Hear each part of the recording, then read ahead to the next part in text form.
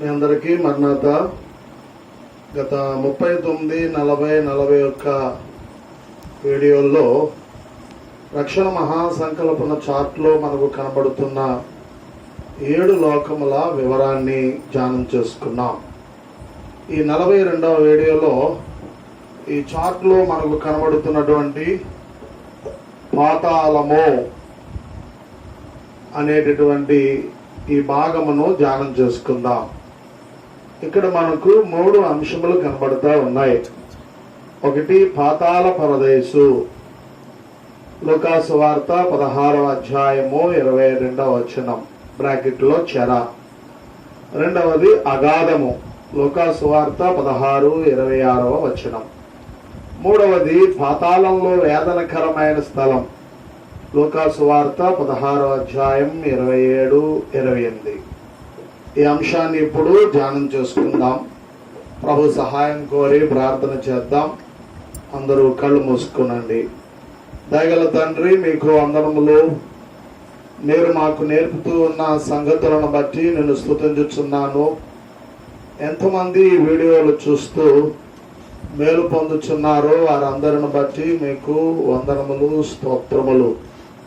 ఇంకా చూడని వారు చూస్తూ, మేలు పొందని వారు పొందుచు, ఆధ్యాత్మికంగా బలపడుతూ, ఆత్మజ్ఞానాన్ని సంపాదించుకుని మీ ఈవులు ఆశీర్వాదాలు అందగలవారు ఉన్నట్లుగా అందరినీ మరల్చుమని, మార్చుమని, తయారు చేయమని ప్రార్థించుచున్నాను.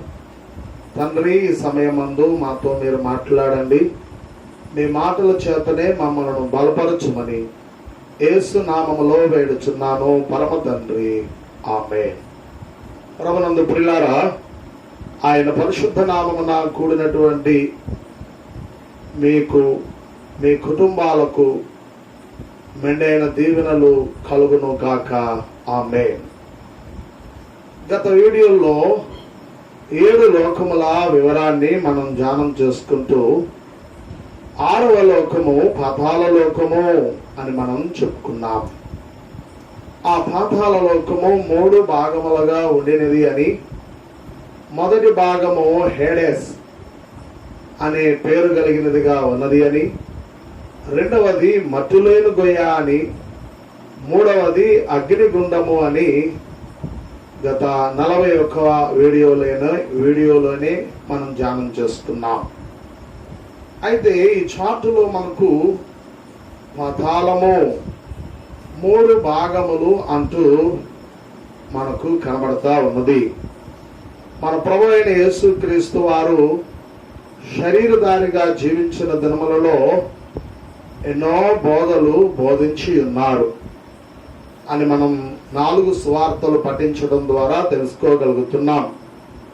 అయితే ప్రభు ప్రియులారా, లూకా సువార్త 16వ అధ్యాయం 19వ వచనము నుండి 31వ వచనం వరకు రాయబడినటువంటి సంగతులు తెలియపరిచినట్లుగా మనం చూస్తున్నాం. ప్రియులారా, ఈ వచనాల్లో కనబడేటటువంటి ఈ మాటలు లేదా ఈ సంఘటన, ఈ కథ పండితులైన వారు ఉపమానముగా అభిప్రాయపడుతూ ఉన్నారు. అయితే ఇక్కడ ప్రభు ఈ ఉపమానము చెప్పెను అని వ్రాయబడలేదు, కానీ ప్రభు ఈ సంగతులు తెలియజేశాను అన్నట్లుగా అక్కడ మనం చూస్తాం. అనగా ఈ 19వ వచనము నుండి, అనగా లూకా సువార్త 16వ అధ్యాయం 19 నుండి 31 వరకు మనకు కనబడేటటువంటి ఈ సంఘటన జరిగిన చరిత్ర అని మనం గమనించాలి. ఈ చరిత్ర బహుశా మోషే గారి కాలంలో జరిగి ఉండవచ్చు. ఎందుకనగా అబ్రహాము గారు ధనవంతులతో మోషేయు ప్రవక్తలు అక్కడ ఉన్నారు భూలోకంలో, వారి మాట వింటే సరిపోతుంది నీ సహోదరులు అంటూ 2 మారులు మాట్లాడినట్లుగా ఈ వచనాల్లో మనం చూస్తాం. కాబట్టి ఈ సంఘటన జరిగినటువంటి ఒక చరిత్ర. మోషే గారు ఈ భూమి మీద వసించినటువంటి కాలంలో ప్రియులారా బహుశా ఇది జరిగి ఉండవచ్చును. ప్రభు అన్ని కాలములలో ఉన్నటువంటి వారుగా ఉన్నారు కనుక జరిగినటువంటి చరిత్రను జ్ఞాపకం చేస్తూ ప్రియులారా, నాడు అనేక మంది నరులైన వారికి పాఠములు నేర్పినట్లు మనం చూస్తా ఉన్నాం. ఈ యొక్క విషయాన్ని లూకా గారు మాత్రమే రాశారు. లూకా సువార్తలో మనకు కొన్ని మత్తయి, మార్కు, యోహాను అనేటటువంటి ఆ గ్రంథాలలో లేనటువంటి విషయాలు కనబడతా ఉంటాయి. అందులో ఈ ధనవంతుడు, బేదలాజరు యొక్క చరిత్ర అని మనం గమనించవలసిన వారమై ఉన్నాం.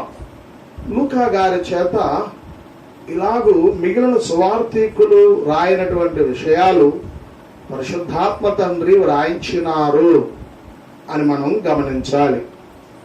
ఇక వివరములోనికి మనం వచ్చినట్లయితే ఈ చరిత్రలో మనకు ధనవంతుడు, ప్రియులారా, దరిద్రుడైన లాజరు కనబడుతూ ఉన్నారు. ధనవంతుడు విషయానికి మనం వస్తే ఇతని పేరు అక్కడ రాయబడలేదు, లేదా ప్రభు యొక్క మాటలలో ఉదహరించబడలేదు అనేది మనం చూస్తాం. ఈ ధనవంతుడు ఊదా రంగు బట్టలను ప్రియులారా కట్టుకుంటున్న వాడై సన్నపునార వస్త్రములను ధరించుకుని ప్రతి దినము బహుగా సుఖపడుచు ఉండేవాడు అని ప్రభు పలికారు. అనగా దేవుని మరచి ఈ లోక సుఖభోగముల యందు మనసు నిలిపి లోక సంబంధిగా లోకానుసారంగా ఈ ధనవంతుడు జీవించినట్లు మనం చూస్తా ఉన్నాం. ప్రియులారా, ఎందుకండి అనంటే ఈ ధనవంతుడు అబ్రహాము సంతతికి చెందినవాడే, అనగా ఇశ్రాయేలీయుడే, అనగా విశ్వాసియే.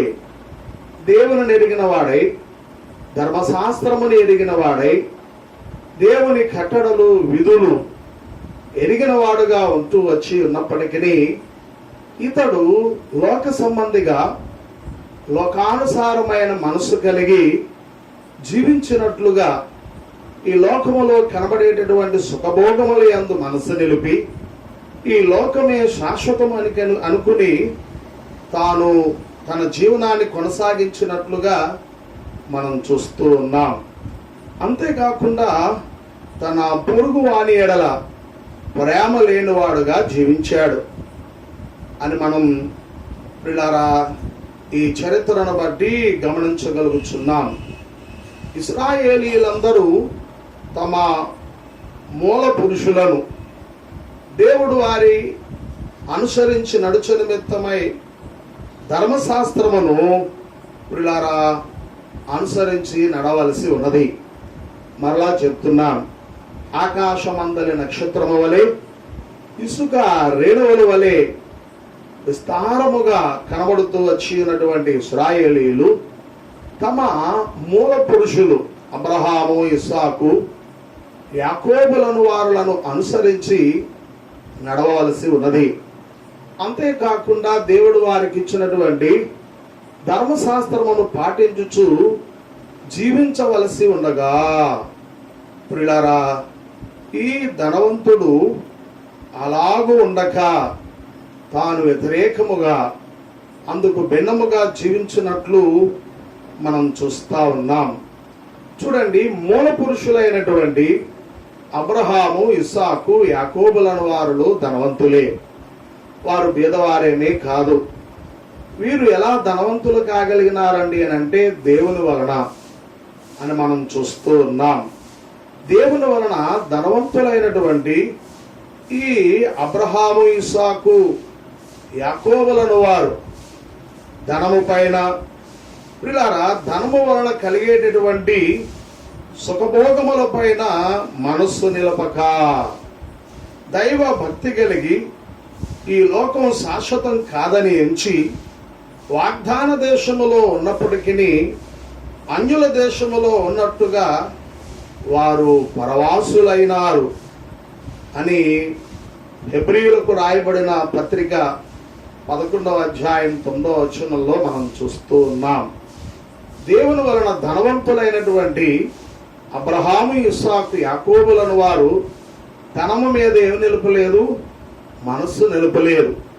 ధనాన్ని అనుభవించడం ద్వారా కలిగేటటువంటి సుఖభోగములను అనుభవించాలనేటటువంటి ఆశ వారు లేనివారుగా ఉండి, దేవుని ఎడల భక్తి కలిగి ఈ లోకం శాశ్వతమైనది కాదని వారు ఎంచి వాగ్దత్త దేశమైన కనాను దేశంలో ఉన్నప్పటికీ అన్యుల దేశంలో ఉన్నట్టుగా ఆ వాగ్దత్త దేశంలో పరవాసులైనారు అని హెబ్రీయులకు రాయబడినటువంటి పత్రిక 11వ అధ్యాయంలో మనం చూస్తా ఉన్నాం. ప్రియులారా, వీరు ఈ లోకంలో ఉన్నాను అనగా అబ్రహాము, ఇస్సాకు, యాకోబులను వారు లోకములో ఉన్నప్పటికీ లోకం వీరిలో కనబడకుండా వచ్చి ఉన్నది. అనగా వీరు లోక ఆశలను జయించిన వారుగా తమ జీవనాన్ని కొనసాగించుకున్నట్లుగా మనం చూస్తున్నాం. విశ్వాసులమైనటువంటి మనము ఇట్టి జీవితము ప్రియులారా కలిగి ఉండవలసిన వారమై ఉన్నామని దేవుడు ఉద్దేశించుచూ ఉన్నాడు. అయితే దేవుని ఉద్దేశమునకు తగినట్టుగా ఈ ధనవంతులైన అబ్రహాము, ఇస్సాకు, యాకోబులను వారులను అనుసరించి మాదిరిగా పెట్టుకుని నడవలసినది పోయి తాను అందుకు భిన్నముగా జీవించి ఉన్నాడు అని మనం చూస్తూ ఉన్నాం. అంతేకాకుండా ధర్మశాస్త్రములో ప్రియులారా దేవుడు తనను పొరుగువారిని ప్రేమించమని 10 ఆజ్ఞలను ఇచ్చి ఉన్నాడు అని మనం చూడగలుగుతున్నాం. దేవుడు ధర్మశాస్త్రంలో తన్ను అనగా దేవునిని, మన పొరుగు వారిని ప్రేమించమని 10 ఆజ్ఞలను ఇశ్రాయేలీయులైన వారికి ఇచ్చి ఉన్నాడు. అయితే ఈ ధనవంతుడు ఆ ఆజ్ఞలను అనుసరించి నడవక వాటిని అతిక్రమించి ఉన్నాడు. అనగా దేవుని ప్రేమించలేదు, పొరుగువాడైనటువంటి లాజరు ఎడల కూడా ప్రేమ కలిగి ఉండలేదు అని మనం చూస్తూ ఉన్నాం. ప్రియులారా, ఇంకా మనం ముందుకు వెళితే మనము పరిశీలన చేయగలిగినట్లయితే దేవునిని ఈ ధనవంతుడు ప్రియులారా స్మరించక విడిచి లోకం మీదనే తన మనస్సును నిలిపి తోచినట్లుగా తన జీవనాన్ని కొనసాగించుకున్నట్లుగా మనం చూస్తూ ఉన్నాం. తన వాకిట పడి ఉన్నటువంటి దరిద్రుడైన లాజరు దరిద్రతలో ఉన్నాను, ఆకలి దప్పుకలతో అలమడించిపోతున్నాను, కొంచెమైనను జాలి చూపక ప్రేమ చూపక అనగా తన పొరుగువారి ఎడల ప్రేమను కనపరచగా ఈ ధనవంతుడు ఆ దరిద్రుడును పట్టించుకోక జీవించాడు. అందుకని తమ పితరులైన మూల పురుషులైన వారిని అనుసరించలేదు, ధర్మశాస్త్రమును అనుసరించి ఇతడు జీవించలేకపోయినట్లుగా మనం చూస్తా ఉన్నాం. ప్రియులారా, కాబట్టి మనం గమనించాలి, వింటున్నటువంటి మీలో విశ్వాసులైన వారు అనేక మంది ఉంటూ ఉన్నారు. మనము దేవుని ఆశీర్వాదాన్ని పొంది ఈ లోకంలో ధనవంతులమైతే, ఆశీర్వదించబడిన వారమైతే, అభివృద్ధి చెందిన వారమైతే, శారీరకంగా ధనవంతులంగా గొప్పవారముగా ఉండిన వారమైతే రేపు పరలోకంలో ప్రవేశించాలి అంటే భూయందు మనం ఎలా జీవించాలట? మత్తయి సువార్త 5వ అధ్యాయం ప్రియులారా 3వ వచనంలో ప్రభు అంటూ ఉన్నారు, ఆత్మ విషయమై దీనులైన వారు ధన్యులు, పరలోక రాజ్యము వారిది అన్నారు. శరీర విషయములో మనము ధనవంతులమైనను ఆత్మ విషయములో ఎలా ఉండాలట? దీనులముగా ఉండాలి అని మనం గమనించాలి. దీనుడు అను మాటకు తెలుగు డిక్షనరీ ఇచ్చేటట్టు అర్థం ఏంటండి అంటే బీదవాడు, పేదవాడు. శరీర విషయములో మనం ధనవంతులమైనను ఆత్మ విషయానికి వస్తే బీదవారముగానే జీవించాలి. అప్పుడే మనం దేన్ని స్వతంత్రించుకుంటామట? పరలోకాన్ని. అట్టి వారిదే పరలోకం అవుతుంది అని ప్రభు అన్న మాటలలో మనం చూస్తున్నాం. చూడండి, మూల పురుషులైన అబ్రహాము, ఇస్సాకు, యాకోబులను వారు శరీర విషయంలో ధనవంతులైనప్పటికీ ఆత్మ విషయములో బీదవారుగా జీవించారు, దీనులుగా జీవించారు. అన్నీ ఉండినప్పటికీ ఏమీ లేని వారుగా, ప్రియులారా, వారు కలిగినటువంటి సంపదపై మనస్సు నిలపనవారుగా, వాటిని అనుభవించాలి, ఉన్నటువంటి ధనాన్ని, ఆస్తిని ప్రియులారా అనుభవించి సుఖము, భోగాన్ని పొందుకోవాలి అనేది వారు కలిగి ఉండక ఆత్మీయ జీవితంలో దీనత్వాన్ని కలిగిన వారుగా ఉంటా వచ్చారు. అనగా ఆత్మీయముగా వారు బీదవారే అన్నట్టుగా జీవించారు. అందుకే వారిది పరలోకమైంది. ఈ ధనవంతుడు శరీర విషయమై ధనవంతుడుగా ప్రియులారా ఆశీర్వదించబడి ధనవంతుడై ఉండగా, ఆత్మ విషయములో తాను గర్వించిన వాడై దీనత్వాన్ని కలిగి ఉండక అతిశయించుచు జీవించి ఉన్నాడు. అందుకే ఇతడు పరలోకాన్ని స్వతంత్రించుకునలేకపోయినట్లుగా మనం చూస్తా ఉన్నాం. ఇకపోతే లాజరును మనం చూస్తున్నాం ఈ చరిత్రలో.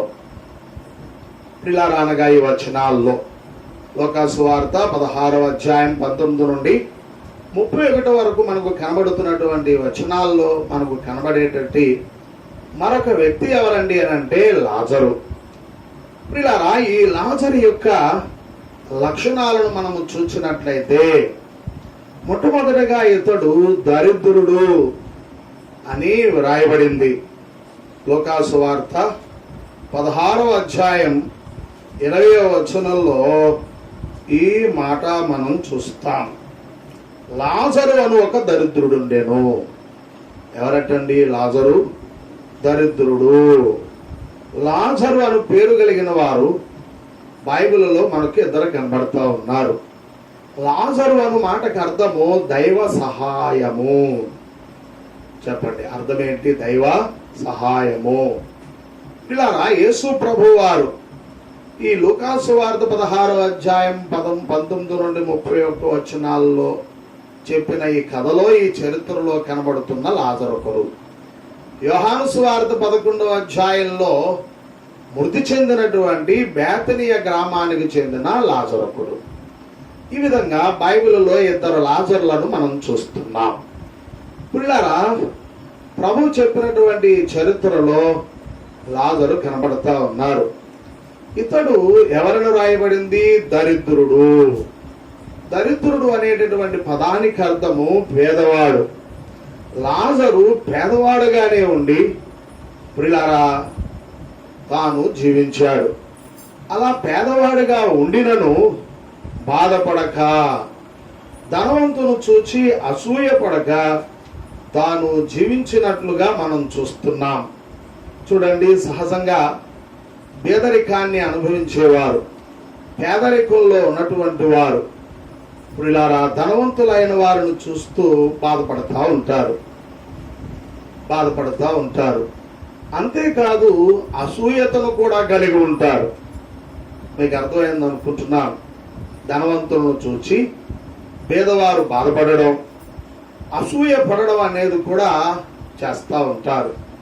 కానీ ఈ యొక్క లాజరు తనకున్న పేదరికాన్ని బట్టి, దరిద్రతను బట్టి బాధపడలేదు. రెండవది అసూయ పడలేదు. అంతేకాదు తనకున్నటువంటి దరిద్రతను బట్టి దేవునిని దూషించక, ఆయనను విడవక జీవించాడు. ఎంత ఆశ్చర్యం! ప్రియులారా, దైవ తలంపు కలిగి దైవ ధ్యానము చేయొచ్చు, దైవ భక్తి కలిగి జీవించేటటువంటి వారికి ప్రియులారా దారిద్ర్యము ఉంటే, దరిద్రత ఉంటే, బాధలు ఉంటే, కష్టాలు ఉంటే సహజంగా నోటంట దూషణ పలుకులు వస్తూ ఉంటాయి. ఎవరిని దూషిస్తారు? దేవుని దూషిస్తూ ఉంటారు. కానీ ఈ యొక్క లాజరు దేవుని దూషించలేదు. దేవా, ఇతడును అనగా ధనవంతుడైనటువంటి ఇతడును అబ్రహాము సంతతి వాడే, నేను కూడా అబ్రహాము సంతతిలో నుండే వచ్చాను కదా, అతన్ని ఎందుకు ధనవంతునిగా చేశావు, నన్నెందుకు దరిద్రునిగా ఉంచావు, అసలు నువ్వు దేవుడువేనటయ్యా అంటూ దేవుని దూషించాలి. కానీ ఈ యొక్క లాజరు ప్రియులారా దేవుని దూషించలేదు. అంతేకాదు దేవుని విడిచిపెట్టేయాలి, దేవుడే లేడు అంటూ అనేకులు నాస్తికులుగా బ్రతుకుతా ఉన్నారు. అలా నాస్తికత్వాన్ని కలిగిన వాడై తనకున్న పరిస్థితిని బట్టి దేవుణ్ణి విడిచిపెట్టేసి దేవుడు లేడు అనాలి. కానీ అలాగూ అనలేదు, దూషించలేదు, దేవుని విడువలేదు. వింటున్న వారులారా, ఒకవేళ మనం పేదరికములో ఉంటే, దరిద్రతలో ఉంటే, ఏమీ లేని వారముగా ఉంటే ఈ లాజరు వలె జీవించగలుగుతున్నామా? ధనవంతులను చూచి ఇతడు బాధపడలేదు, అసూయపడలేదు. రెండు, ప్రియులారా, తన్ను దరిద్రుడుగా ఉంచినందుకు దేవుణ్ణి దూషించలేదు, దేవునిని విడిచిపెట్టలేదు.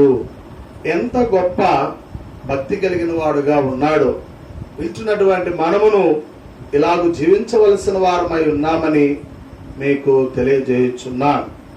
దేవుడు ఈ లోకంలో కొందరిని ధనవంతులుగాను కొందరిని దరిద్రులుగాను జీవింపజేస్తాడు అని ఈ చరిత్ర మనకు తెలియజేయచ్చు. అది ధనవంతులమైతే ఈ ధనవంతుని వలె ప్రియులారా లోక సంబంధిగా లోకానుసారమైన మనస్సు కలిగి సుఖభోగముల యందు మనస్సు నిలిపి దైవాజ్ఞలకు వ్యతిరేకంగా మనం నడిస్తే ఈ ధనవంతులు పోవు చోటికే మనం పోతాం. పేదవారముగా ఉంటే ఈ లాజరు వలె ప్రియులారా మనం జీవించక ఏమండి అనగా ధనవంతులను చూస్తూ బాధపడుతూ అసూయపడుతూ దేవుణ్ణి దూషించి విడిచిపెడితే ధనవంతుని వలె నరకానికి పోతాం. లాజరు వలె దేవుణ్ణి దూషించక విడవక ధనవంతులను చూచి బాధపడక అసూయపడక మనం జీవిస్తే లాజరు వలె పరలోకానికి వెళ్తామని ఈ చరిత్ర మనకు నేర్పుతూ ఉన్నటువంటి పాఠమై ఉన్నది అని మీకు నేను తెలియజేయచ్చు ఉన్నాను. ప్రియులారా, ఈ విషయం మీకు చెప్పే ముందు ఈ చార్టులో మనకు కనబడుతున్నటువంటి ఈ 3 భాగముల యొక్క విషయాలను మీకు జ్ఞాపకం చేస్తాను. పాతాళము, మొట్టమొదటిగా ఏమనుకున్నాం? పాతాళ పరదేశు బ్రాకెట్లో చెర. రెండవది అగాధము, లూకాసు వార్త 16వ అధ్యాయం 26వ వచనం. మూడవది పాతాళంలో వేదనకరమైన స్థలం, లూకాసు వార్త 16వ అధ్యాయం 27, 28 వచనాలని మనం చూస్తూ ఉన్నాం. మొట్టమొదటిది పాతాళ పరదేశు. పిల్లారా, పరదేశు అనేటటువంటి మాట పరలోకం గురించి మనం ధ్యానం చేసుకునేటప్పుడు విన్నాం. పరలోకం 3 భాగాలుగా ఉందని, పై భాగం నూతన యెరూషలేమని, రెండవ భాగం రక్షితుల మోక్షమని, క్రింది భాగం పరదేశు అని. భూమి మీద భక్తిగా పరిశుద్ధంగా జీవించిన వారు మరణించాక ఈ పరదేశు అనే ప్రదేశానికి ప్రియులారా వెళుతున్నారు అని మనం చెప్పుకున్నాం. పాతాళపు పరదేశం ఏంటండి అని మనం చూస్తే, యేసు ప్రభు వారు చెప్పిన ఈ చరిత్ర లూకాసు వార్త 16వ అధ్యాయం 19 నుండి 31వ వచనంలో మనకు కనబడే ఈ చరిత్ర ఎప్పటి కాలం నాటిది అనుకున్నాం? మోషే గారి కాలం నాటిది. అనగా ఇప్పటికీ ఈ చరిత్ర జరిగి ఎంతకాలమైందండి అని అంటే 3500 సంవత్సరాలు అయింది. పిల్లారా, ఈ చరిత్ర జరిగి ఏమండి 1500 సంవత్సరాలకి ప్రభు అయిన యేసుక్రీస్తు వారు ఈ భూమి మీదకు వచ్చి శిలువలో యజ్ఞమై రక్తాన్ని చిందించి ప్రాణం అర్పించారు. ఆయన జరిగించిన బలియాగం ద్వారా ప్రియులారా, ఆయన చిందించిన రక్తము ద్వారా మనం గమనించాలి, పాపులు పరిశుద్ధులుగా మార్చబడ్డారు. ఈ పాతాళపు పరదేశునకు మరొక పేరేంటండి అని అంటే భక్తుల చెర. చెప్పండి, ఏ చెర? భక్తుల చెర. అనగా యేసుక్రీస్తు వారు శిలువలో యజ్ఞమయ్యేటంత వరకు ఈ భూలోక చరిత్ర ఎంతకాలం జరిగిందండి అని అంటే 4000 సంవత్సరాలు. ఈ 4000 సంవత్సరాల కాలంలో, అనగా ఆదాము నుండి యేసు క్రీస్తు వారు శిలువలో యజ్ఞ కార్యక్రమం జరిగించేటంత వరకు ఆ 4000 సంవత్సరాల కాలంలో ఎంతమంది భక్తులైన వారు చనిపోయారో ఈ పాతాళపు పరదేశు అనే భాగములో ఉన్నారు అని మనం చూస్తున్నాం. ఈ పాతాళపు పరదేశునకు మరొక పేరు అబ్రహాము రొమ్ము. ఇది మనం గమనించాలి. ఈ యొక్క లాజరు ప్రియులారా ఎక్కడికి తీసుకుని పోబడ్డాడు అంటే అబ్రహాము రొమ్మునకు అని మనం చూస్తున్నాం. అనగా ఈ లాజరు చనిపోయి ఎక్కడికి వెళ్ళాడు? భక్తుల యొక్క చెరలోనికి వెళ్ళాడు. పాతాళమందు ఉన్నటువంటి పరదేశునకు తీసుకుని పోబడ్డాడు అని మనం చూస్తా ఉన్నాం. ప్రియులారా, భక్తులు ఉండేటటువంటి చోటు ఆ కాలంలో ఈ భక్తుల యొక్క చర్య అయి ఉన్నది అని మనం చూస్తున్నాం. రెండవది అగాధము. అగాధము.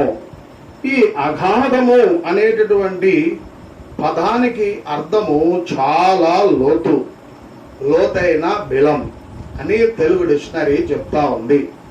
ప్రియులారా చూడండి, అబ్రహాము గారు అన్నారు ఏమని? లూకాసు సువార్త 16వ అధ్యాయం 26వ వచనంలో ధనవంతునితో అన్న మాటలు. అంతేగాక ఇక్కడ నుండి మీ వద్దకు దాటగోరు వారు దాటి పోజాలకుండునట్లును, అక్కడ వారు మా యొద్దకు దాటి రాజాలకుండునట్లును మాకును మీకును మధ్య మహా అగాధముంచబడి ఉన్నది అని చెప్పారు. అక్కడ వారు ఇక్కడికి, ఇక్కడ వారు అక్కడికి. అనగా భక్తిహీనుల చెర. మూడవది ఏంటి? పాతాళ లోకంలో వేదనకరమైన స్థలం. దీనికి మరొక పేరు పాపాత్ములుండే చోటు. రెండవది భక్తిహీనుల చెర. మూడవది హేడెస్ అన్నారు. పిల్లారా, అంతేకాకుండా దీనికి చిన్న నరకం అనేటటువంటి టైటిల్ కూడా పండితులు భక్తులైన వారు పెట్టినారు అని మీకు తెలియజేస్తున్నారు. నరకములో ఎంత వేదన, బాధ, భయంకరమైన శ్రమ ఉంటుందో ఈ క్రింది భాగంలో అలాంటి పరిస్థితి ఉంటుంది అంటూ పిల్లల ఈ చరిత్ర మనకు తెలియజేయచ్చు ఉన్నది. ధనవంతుడు ఆ స్థలానికి పోబడ్డాడు, భక్తిహీనుల యొక్క చెరకు, హేడెస్కు, వేదనకరమైన స్థలానికి అని మనం చూస్తూ ఉన్నాం. కాబట్టి పాతాళంలో మొదటి భాగం ఏమిటి? ప్రభు ఈ చరిత్ర పిల్లరా చెప్పుచున్న సమయం వరకు, ఈ చరిత్ర జరిగేటటువంటి కాలంలో మొట్టమొదటిది పాతాళపు పరదేశు, రెండవ భాగము అగాధము, మూడవ భాగము వేదనకరమైన స్థలం. దీనికి భక్తిహీనుల చెరాని, హేడెస్ అని, చిన్న నరకము అని మనం చెప్తున్నాం. గుర్తుపెట్టుకోవాలి పిల్లారా, గమనించాలి. ఈ పాతాళపు పరదేశు అనేటటువంటి భక్తుల చెరకు ఎవరు తీసుకుని పోబడ్డారని ఈ చరిత్రలో చూస్తున్నాం? లాజరు. మొట్టమొదటిగా ఈ లాజరు దరిద్రుడు అని రాయబడుట మనం చూచాం. దరిద్రుడు అనగా బీదవాడు. తాను బీదవాడుగా జీవించినప్పటికీ ధనవంతును చూచి బాధపడలేదు. రెండవది అసూయ చెందలేదు. అంతేగాక తాను అనుభవించిన ఆ దరిద్రతను బట్టి దేవుని దూషించలేదు, దేవుని విడిచిపెట్టలేదు అనేది మనం చూచి ఉన్నాం. ప్రియులారా, వింటున్నటువంటి మనము ధనవంతుని వలె దేవుని వలన ఆశీర్వదించబడిన వారమైతే, ప్రియులారా, మనకున్న ధనాన్ని బట్టి, ఐశ్వర్యాన్ని బట్టి అతిశయించక, గర్వించక, ఈ ధనవంతుని వలె మనము జీవించక, లాజరు వలె ప్రియులారా ఆత్మ విషయములో ఎలా ఉండాలి? దీనులముగా ఉండాలి. ప్రభు అన్న మాట, ఆత్మ విషయమై దీనులైన వారు ధన్యులు, పరలోక రాజ్యము వారిది. శరీర విషయంలో మనం ధనవంతులమైనను ఆత్మ విషయములో బీదవారముగానే భావించి జీవించాలి. అప్పుడే పరలోకానికి వెళ్తాం.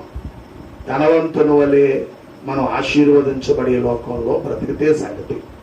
మళ్ళా చెప్తున్నాను, దేవుని వలన ధనవంతులమైతే ఆత్మ విషయంలో, శరీర విషయంలో ధనవంతులంగా ఉంటే ఆత్మ విషయంలో ఎలా ఉండాలన్నాను?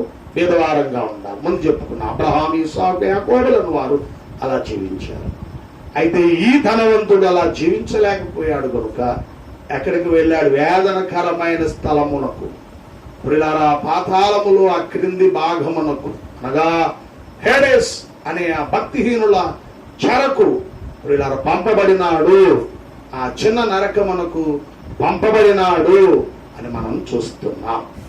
ప్రియులారా, ఒకవేళ ఈ లాజరు వలె బీదవారముగా మనం ఉంటే, ఎవరి వలె బీదవారముగా ఉంటే, ధనవంతులను చూచి ప్రియులారా అసూయపడక, బాధపడక, దేవుణ్ణి దూషించక, విడవక ఈ లాజరు వలె మనం జీవిస్తే ఈ లోకంలో మరణించిన తరువాత లాజరు వలె తప్పకుండా పరదేశునకు, పరలోకానికి వెళ్తాము అని ఈ కథ మనకు నేర్పుతున్న పాఠం. ఇక రెండవదిగా చూస్తే ప్రియులారా, ఈ లాజరు కురుపులతో నిండినవాడు. చెప్పండి, వేటితో నిండినవాడు? కురుపులతో నిండినవాడు. ప్రియులారా అని మనం చూస్తూ ఉన్నాం 16వ అధ్యాయం 20వ వచనంలో. చూడండి, ఇందాక మనం చెప్పుకున్నాం, కొందరిని దేవుడు ధనవంతులను గాను మరికొందరిని బీదవారిని గాను జీవింపచేస్తాడు. ఎందుకు అలా జీవింపచేస్తాడు? అదే వ్యత్యాసం అండి అని అంటే మనం గమనించాలి. ఎందుకు అంటే ధనవంతుడు తనకున్న సంపదను బట్టి తన్ను స్తుతిస్తాడని, తన ఎడల కృతజ్ఞుడుగా జీవిస్తాడు అనే ఉద్దేశము కలిగిన వాడే దేవుడు కొందరిని ధనవంతులుగా జీవింపచేస్తాడు. మరలా చెప్తున్నాను, ధనవంతుణ్ణి గా కొందరిని ఎందుకు జీవింపచేస్తాడు? తనకున్న ధనాన్ని బట్టి దేవుణ్ణి స్తుతించుచు దేవుని ఎడల కృతజ్ఞత కలిగి జీవిస్తాడు ప్రియులారా అనే ఉద్దేశము చేతనే కొందరిని ధనవంతులుగా జీవింపచేస్తాడు. మరికొందరిని ప్రియులారా బీదవారినిగా ఎందుకు ఉంచుతూ ఉంటాడు అని మనం చూస్తే, తనకున్న దరిద్రతలో ప్రియులారా దేవుని దూషించక, విడవక ఉంటాడో లేదో అంటూ పరీక్షించడానికని కొందరిని బీదవారినిగా ఉంచుతాడు అని ఈ ధనవంతుని బీద లాజరు యొక్క చరిత్ర మనకు నేర్పుతున్న పాఠమని గమనించవలసిన వారమై ఉన్నా.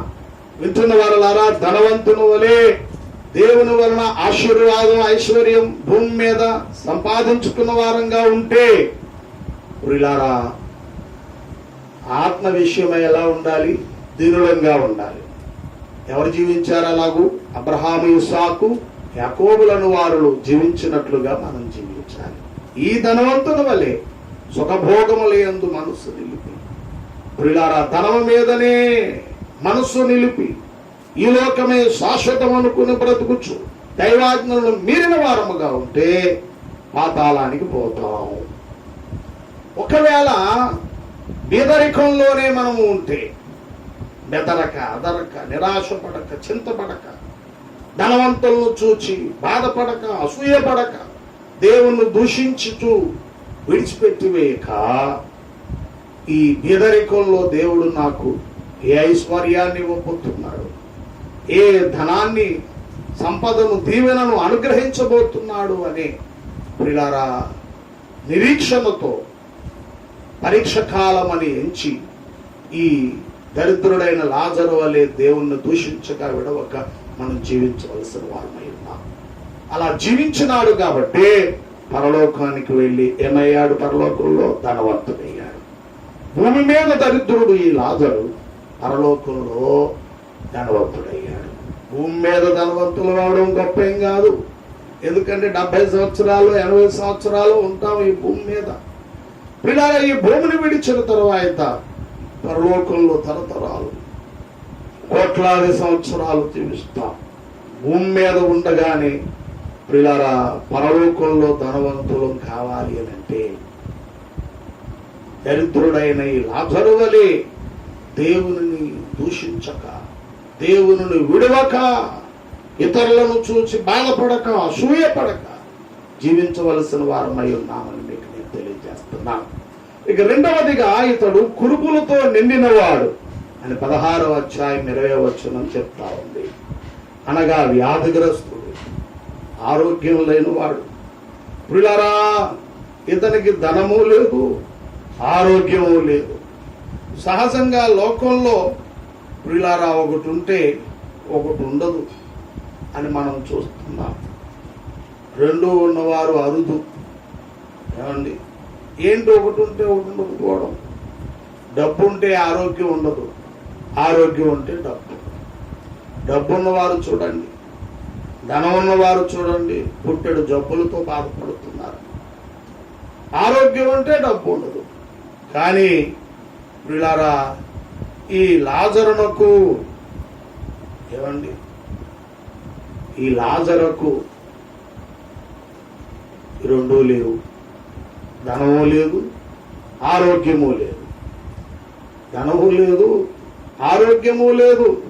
ఓ ప్రక్క దరిద్రత, మరొక ప్రక్క అనారోగ్యం, వ్యాధి, ఒళ్ళంతా కురుపులు వచ్చాయట. ఆ కురుపులతో ప్రియులారా ఈ లాజరు జీవిస్తూ ఉన్నా దేవుణ్ణి దూషించలేదు, విడిచిపెట్టేయలేదు. దేవా, అటు నాకు ధనం ఇవ్వలేదు, ఇవ్వకపోతే ఇవ్వకపోయావు, కనీసం ఆరోగ్యం కూడా ఇవ్వలేదంట నాయన, కురుపులతో నేను బతుకుతున్నానే అంటూ బాధపడలేదు, దేవుణ్ణి దూషించలేదు, దేవుణ్ణి విడిచిపెట్టలేదు. వింటున్న వాళ్ళారా, ఒకవేళ మనం వ్యాధితో బాధపడుతున్నామేమో, పేదరికంలో ఉంటున్నామేమో, ఈ లాజరును మనం మాదిరిగా పెట్టుకోవాలి. బ్రతికినంత కాలం లాజరును మాదిరిగా పెట్టుకోవాలి. మాదిరిగా పెట్టుకుని లాజరు వలె దేవుణ్ణి మనం దూషించక, విడవక జీవించవలసిన వారమై ఉన్నామని పరిశుద్ధాత్మ తండ్రి ఈ సమయంలో మనకు బోధిస్తూ ఉన్నారు. ఇక మూడవదిగా చూస్తే, ధనవంతుని ఇంట వాకిట పడి ఉండి అని 16వ అధ్యాయం 20వ వచనంలోనే మనం చూస్తున్నాం. అనగా నివసించడానికి ఇల్లు లేనివాడుగా ఉన్నాడు. నివసించడానికి ఏం లేనివాడు? ఇల్లు లేనివాడుగా ఉన్నాడు. ప్రియులారా, ఎంత దరిద్రత ఈ లాజరు అనుభవించాడు. దీన్ని బట్టి మనం గమనించవలసిన వారమై ఉన్నాం. ఆయనను దేవుని దూషించలేదు, విడిచిపెట్టలేదు. ధనము లేదు, ఆరోగ్యము లేదు, ఉండడానికి ఇల్లు లేదు. ఎంత దరిద్రతయో అయినా సరే దేవుణ్ణి దూషించలేదు, దేవుణ్ణి విడిచిపెట్టలేదు. ఇక నాలుగవదిగా చూస్తే, ధనవంతుని బల్ల మీద పడు రొట్టె ముక్కలతో ఆకలి తీర్చుకొనెను అని 21వ వచనంలో చూస్తాం. ధనవంతుని బల్ల మీద పడే రొట్టె ముక్కలను తినక ఏం తీర్చుకున్నాడు లాజరు? ఆకలి తీర్చుకున్నాడు. అనగా తినుటకు ఏమి లేనివాడు, ఆహారము లేనివాడు. ఎంత భయంకరమండి!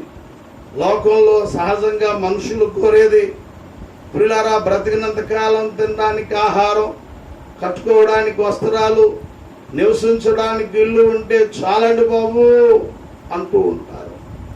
ఒకరోజు పద్దనరాము ప్రయాణం చేస్తా ఉన్న యాకోబు కూడా అలాగే అనుకున్నాడు. తినుటకు ఆహారమును, ధరించుటకు నాకు వస్త్రములను ఇస్తే యెహోవా నా దేవుడు అవుతాడు అని మాట్లాడినట్లు ఆదికాండం 28వ అధ్యాయం ప్రియులారా 21వ వచనంలో మనం చూస్తాం. చూడండి ఒకసారి, ఆదికాండం 28వ అధ్యాయం 21వ వచనం. నేను తిరిగి నా తండ్రి ఇంటికి క్షేమంగా వచ్చినట్లు దేవుడు నాకు తోడై ఉండి నేను వెళ్ళుచున్న ఈ మార్గములలో నన్ను కాపాడి తను తినుటకు ఆహారమును, ధరించుకున్నటకు వస్త్రములను నాకు దయచేసిన యెడల యెహోవా నాకు దేవుడై ఉండును అన్నాడు. ఆయన నాకు వస్త్రాలు, ఆహారం దయచేయాలి, నన్ను కాపాడాలి. ఈ 3 పనులు ఆయన నాకు చేస్తే యెహోవా నాకేమవుతాడు? దేవుడవుతాడు అంటూ ఈ యాకోబు భక్తుడు తీర్మానం చేసుకున్నట్లుగా మనం చూస్తున్నాం. తాను అనుకున్న రీతిగానే దేవుడు కాపాడారు యాకోబు గారిని. తినుటకు ఆహారం ఇచ్చారు, ధరించుటకు వస్త్రములను దయచేశారు. గొప్ప సంపదను యాకోబు గారికి దేవుడు ఇచ్చినట్లుగా చరిత్రలో మనం చూస్తున్నాం. ప్రియులారా, సహజముగా లోకములో మనుషులు కోరేవి తినడానికి తిండి, ధరించడానికి వస్త్రాలు, ఉండడానికి ఇల్లు ఉంటే చాలండి, ఇంకేం అక్కర్లేదంట. కానీ లాజరుకు ప్రియులారా ఈ మూడు లేవు. తినుటకు ఏమి లేదు, ఆహారము లేదు, ధరించుటకు సరి అయిన వస్త్రములు లేవు, ఉండడానికి ఇల్లు లేదు. ధనవంతుడు వాకిట పంచన బ్రతికాడు. ఎంత ప్రియులారా భయంకరమైన జీవితమో, దరిద్రత జీవితమో ప్రియులారా అయినను సరే ఈ లాజరు దేవుణ్ణి దూషించలేదు, మరవలేదు. అయ్యా, నువ్వు అనుకున్నది దేవుడు ఇవ్వడం లేదని ఆశించుచున్నది, ఆయన నీకు దయచేయడం లేదని దూషిస్తున్నావేమో, విడిచిపెట్టేస్తున్నావేమో, అనగా ప్రార్థించడం మానేస్తున్నావేమో, బైబిల్ చదవడం మానేస్తున్నావేమో, మందిరానికి వెళ్ళడం మానేస్తున్నావేమో, ఆలోచించుకో. ఈ దినాల్లో చాలా మంది దేవుని విడిచిపెట్టేస్తున్నారు, పేరుకే క్రైస్తవులుగా ఉంటున్నారు, కానీ వారి క్రియలలో క్రైస్తవ్యం కనిపించట్లేదు. అందుకే పౌలు అన్నారు, పైకి భక్తి కలిగిన వారై ఉండు, దాని శక్తిని ఆశ్రయించిన వారై ఉండు. అంచె దినములలో అలాగే ఉంటున్నారు. వింటున్న వారులారా, మనం అలా ఉంటున్నామేమో దిద్దుకుందాం. ఇక 5వదిగా చూస్తే, కుక్కలు వచ్చి లాజరు కురుపులు నాకేను. లూకాసు వార్త 16వ అధ్యాయం 21వ వచనంలో చూస్తాం. అనగా భయంకరమైన దారిద్ర్యాన్ని, శ్రమను అనుభవిస్తూ జీవించాడు అని ఈ లాజరు యొక్క జీవితం మనకు అర్థమవుతా ఉంది. ఆయనను ప్రియులారా దూషించలేదు, ద్వేషించలేదు. దరిద్రత ఒక ప్రక్క, మరొక ప్రక్క అనారోగ్యం ప్రియులారా, మరొక ప్రక్క ఉండడానికి నివాసం లేకపోవడం, ఏమంటే తినుటకు ఆహారం లేకపోవడం, ఓ ప్రక్క కుక్కలు వచ్చి వాని కురుపులు నాకడానికి ఎంత శ్రమో, ఎంత దారిద్ర్యమో అనుభవించాడు. ప్రియులారా, ఆయనను ఈ లాజరు దేవునిని దూషించక, ద్వేషించక, విడిచిపెట్టక జీవించాడు. మనం ఎలా ఉంటున్నాం? 6వదిగా చూస్తే, చనిపోయి దేవదూతల చేత తీసుకుని పోబడను అని 22వ వచనంలో చూస్తున్నాం. అలా జీవించాడు కాబట్టి, దూషించక, దేవుణ్ణి విడిచిపెట్టక, దైవ భక్తి కలిగి జీవించాడు కనుకనే మరణించగానే లాజరును తీసుకురమ్మని దేవుడు ఎవరిని పంపించాడు? దేవదూతలను. ఈ ప్రియులారా, ఈ లాజరు చనిపోయిన కొన్ని దినాలకు ధనవంతుడు కూడా చనిపోయాడు. ధనవంతుని యొక్క దేహాన్ని తీసుకెళ్ళడానికి ఊరంతా వచ్చేసి ఉంటుంది. డబ్బును మనం చచ్చిపోతే ఊరంతా కదిలి వస్తుంది. ఎక్కడ లేని జనం అంతా ప్రోగుపడి శ్మశానం దాకా తీసుకెళ్ళి ప్రియులారా దహనమో గోత్రమో చేసి వస్తారు, వారి వారి మతాచార ప్రకారం, కులాచార ప్రకారం. అలాగే ప్రియులారా, ఈ ధనవంతుడు చనిపోగానే సమాధి చేయడానికి ఊరంతా వచ్చేసి ఉంటది. అక్కడ రాయబడలేదు, కానీ లోకంలో జరిగేది. ఆత్మను తీసుకెళ్ళడానికి వచ్చాయి, దెయ్యాలు వచ్చాయి. కొందరు అంటూ ఉంటారు, పడక మీద ఉండి వ్యాధితో బాధపడుతూ రాత్రులు ఎములోలు వస్తున్నారండి, వచ్చే అంటున్నారండి, మా కొరకు ప్రార్థన చేయండి బాబు అని మమ్మల్ని అంటూ ఉంటారు. అమ్మా, నువ్వు భయపడకు అని మేము ప్రార్థన చేస్తాం. ప్రార్థన చేయడం అంతవరకే. ఎవరిని పరలోకాన్ని తీసుకెళ్ళగలిగే శక్తి మాకు లేదు, వింటున్న మీకు లేదు. దేవుడు ఒక్కడే తీసుకెళ్ళగలుగుతాడు. దేవునికి స్తోత్రం. ప్రియులారా, దెయ్యాలు వచ్చాయి, భూతాలు వచ్చాయి. ఎవరిని తీసుకెళ్ళడానికి? ధనవంతుడు తీసుకెళ్ళడానికి. అయితే లాజరుని తీసుకెళ్ళడానికి ఎవరు వచ్చారు? దేవదూతలు వచ్చారు. ప్రియులారా, లాజరు యొక్క శరీరాన్ని తీసుకెళ్ళడానికి ఎవరు వచ్చి ఉంటారు? ఆలోచిద్దాం. ఈ ధనవంతుని ఇంట పనిచేసే పాలేరులు బహుశా కుక్క చచ్చిపోతే ఈడ్చుకెళ్ళి ప్రియులారా ఎలా అయితే ఊరు బయట పడేస్తారో అలా తీసుకెళ్ళి ఉండొచ్చు అక్కడ రాయబడలేదు. కానీ పేదవారి పట్ల జరిగేది అదే. కూడా ఎవడు రాడు, వాళ్ళు ఏదో పుణ్యం కొరకు ధర్మం కొరకునో వచ్చి పాడి కట్టి పిల్లల శవాన్ని తీసుకెళ్ళి దహనమో గోత్రమో రెండో ఏదో ఒకటి చేసేస్తారు. రెండిట్లో ఏదో ఒకటి ఆచార ప్రకారంగా. అలాగూ ఈ లాజరు యొక్క దేహాన్ని తీసుకెళ్ళడానికి పిల్లరా పనులు ఎవరైనా వచ్చి తీసుకెళ్ళి ఉండొచ్చు. ఆత్మని తీసుకెళ్ళడానికి ఎవరు వచ్చారు? దేవదూతలు వచ్చారు. ఏమండి, మనం చచ్చిపోయాక మనం తీసుకెళ్ళడానికి ఎవరెవరు వస్తారో మనం చూడం. ఏం తీసుకెళ్ళడానికి? మన శవాన్ని తీసుకెళ్ళడానికి ఎవరెవరు వస్తారో చూడం. కానీ మనలో ఉన్నదే ఆత్మను తీసుకెళ్ళడానికి ఎవరు వస్తారో మనకు తెలుస్తుంది.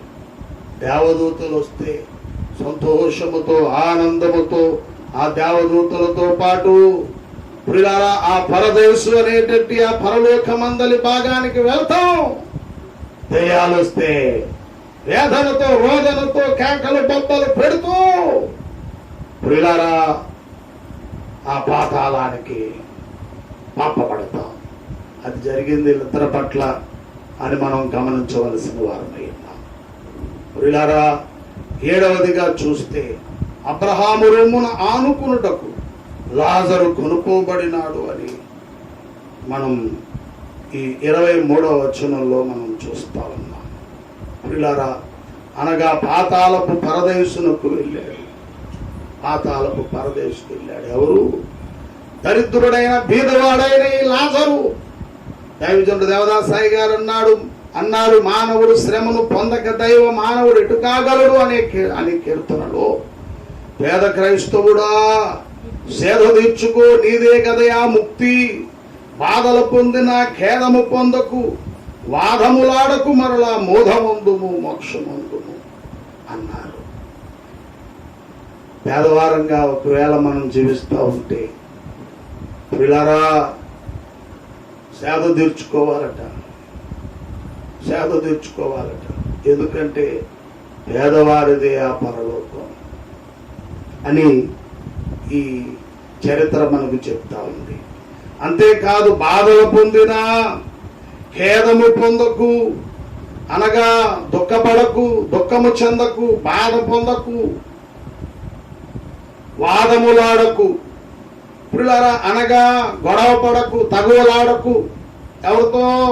పైన దేవునితో, పక్కనున్న మనుషులతో. మరి ఏం చేయాలి? మోదమందుము, మరలా మోదమందుము అనగా మరలా సంతోషించుము, ఉల్లసించి మోక్షముందుము అన్నారు. బీదవాడైన లాజరు ఏముందాడు? మోక్షం పొందాడు. తనకున్న దరిద్రతలో ప్రియులారా దుఃఖపడలేదు, బాధపడలేదు. ఏమండి, ఏం చేశాడు? మోదముందాడు అనగా సంతోషించాడు, ఉల్లసించాడు. భయంకరమైన శ్రమగల శరీర లోక జీవన కాలమందు మోదముంది, మోక్షాన్ని పొందాడు. వింటున్న వారులారా పరిశీలన చేసుకుందాం. కాబట్టి పాతాళంలో ఏమండి ఎన్ని భాగాలు ఉన్నాయని చాట్లో మనం చూసినాం. మొట్టమొదటిది భక్తుల పరదేశు, భక్తుల చెర, పాతాళలోకపు పరదేశు అని దీనికి పేర్లు పెట్టబడ్డాయి. రెండవది అగాధము, మూడవది పాతాళములో వేదనకరమైన స్థలం అని రాయబడింది. ధనవంతుడు ఆ స్థలానికి వెళ్ళాడు. వేదన పొందుచూ చూస్తున్నారు. పిల్లరా నోరు పెడారిపోతా ఉంది, ఒంటి మీద బట్టలు లేవు, వేడి మంటలతో కాలిపోతా కేకలేస్తా పైకి చూశాడు. అబ్రహాము రొమ్మున ఆనుకుని ఉన్న లాజరు కనిపించాడు.